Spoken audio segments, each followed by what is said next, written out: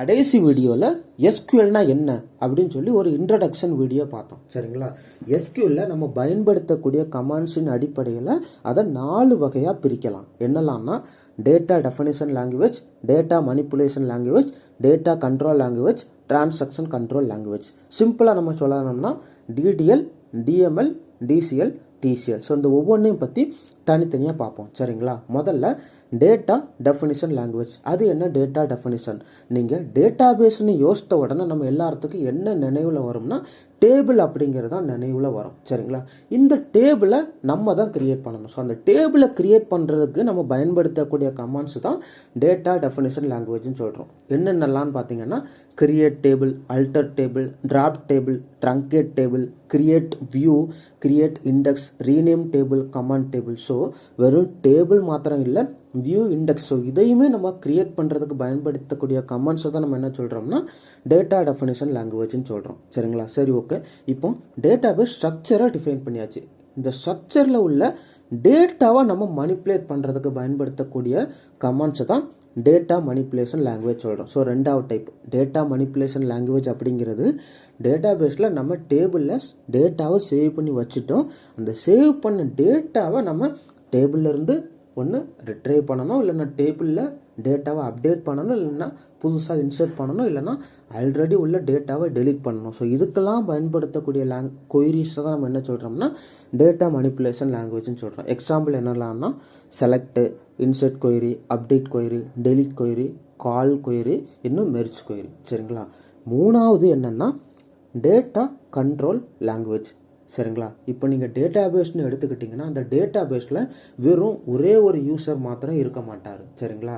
நீங்கள் ப்ரொடக்ஷன் சர்வர்லாம் பார்த்துக்கிட்டிங்கன்னா அந்த டேட்டா பேஸில் வந்து ஒரு 500 பேர் டேட்டா பேஸை ஆக்சஸ் பண்ணுவாங்க. ஸோ 500 பேருக்கும் ஈக்குவலண்ட்டான ஆக்சஸை கொடுத்துட்டோம்னா, எல்லா டேபிளுக்கும் ஆக்சஸை கொடுத்துட்டோம்னா, ஒருவேளை அவர் அன்னோயிங்லி ஒரு டேபிளில் உள்ள டேட்டாவை டெலீட் பண்ணிட்டாலோ, இல்லைனா ஒரு டேபிளை டெலீட் பண்ணிட்டாலோ மிகப்பெரிய இஷ்யூஸை கொண்டு வந்துடும். சரிங்களா? ஸோ அங்கே தான் இந்த DCL கொயரி லாங்குவேஜஸ் நம்மளுக்கு உதவுது. சரிங்களா? அதாவது என்னலான்னா கிராண்ட், ரிவோக். ஸோ இந்த ரெண்டையுமே பயன்படுத்தி, இந்த கமாண்ட்ஸை பயன்படுத்தி ஒரு யூசருக்கு வெறும் ஒரு டேபிளுக்கு மாத்திரம் ஆக்சஸ் கொடுக்கலாம்.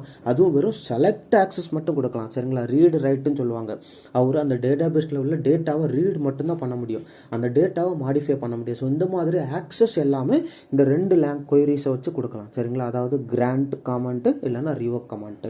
கடைசி என்னன்னா டிரான்சாக்ஷன் கண்ட்ரோல் லாங்குவேஜ். சரிங்களா? அது என்ன டிரான்சாக்ஷன் கண்ட்ரோல் லாங்குவேஜ்? நீங்கள் டேட்டா பேஸில் ஒரு டேட்டா டேபிளில் ஒரு டேட்டாவை புதுசாக இன்சர்ட் பண்ணுறீங்க. சரிங்களா? அதாவது SQL டெவலப்பரில் லாகின் பண்ணி நீங்கள் ஒரு புதுசாக ஒரு டேட்டாவை இன்சர்ட் பண்ணுறீங்க. இன்சர்ட் பண்ண உடனே ஆக்சுவலாக அந்த டேட்டா பேஸில் டேட்டா வந்து அப்டேட் ஆகிருக்குமான்னு கேட்டுக்கிட்டிங்கன்னா நம்ம கமிட் கொடுக்குற வரைக்கும் டேட்டா வந்து என்ன ஆகாதுன்னா அப்டேட் ஆகாது. சரிங்களா? நீங்கள் கமிட்டுன்னு கொடுத்தா மட்டும்தான் டேட்டா வந்து டேட்டா பேஸில் அப்டேட் ஆகும். இப்போ கடைசியாக ஒரு டேட்டா வந்து தப்பாக ஒரு டேட்டாவை டெலீட் பண்ணிட்டீங்க. சரிங்களா? டெலீட் பண்ண டேட்டாவை நம்ம என்ன பண்ணணும்னா, ஓகே நான் தெரியாமல் டெலீட் பண்ணிட்டேன், நான் ப்ரீவியஸ் லெவலுக்கு கொண்டு வரணும்னு நினச்சிங்கன்னா ரோல்பேக் அப்படிங்கிற கமாண்ட்ஸை நம்ம யூஸ் பண்ணிக்கலாம். சரிங்களா? இது ஆரக்கிள் டேட்டா பேஸில் கமிட், ரோல்பேக் அப்படிங்கிறத அவங்க எக்ஸ்டர்னலாக கொடுத்துருக்காங்க. ஆனால் SQL டேட்டா பேஸை நீங்கள் பார்த்தீங்கன்னா ஆட்டோ கமிட் ஆகிடும். சரிங்களா? ஸோ இது ஒவ்வொரு டேட்டா பேஸ்க்கு பொறுத்து இந்த கமிட், ரோல்பேக் அப்படிங்கிற கமாண்ட்ஸு மாறும். உங்களுக்கு புரிஞ்சிருக்கும்னு நினைக்கிறேன். இனி வரப்போகிற வீடியோவில் நம்ம ஆக்சுவலாக டேட்டா பேஸில் லாகின் பண்ணி இந்த கொயரிஸ் எல்லாம் எப்படி எக்ஸிக்யூட் பண்ணி பார்க்குறது. சரிங்களா? எப்படி டேபிள் கிரியேட் பண்ணுறது, எப்படி அந்த டேபிளை டெலீட் பண்ணுறது, எப்படி நம்ம ஒரு கமிட், ரோல்பேக்லாம் பெர்ஃபார்ம் பண்ணுறது அப்படின்னு சொல்லி 1 by 1 பார்க்க போகிறோம். சரிங்களா? ஏதாவது டவுட் இருந்துச்சுன்னா கீழே கமெண்ட்டில் சொல்லுங்கள். நன்றி.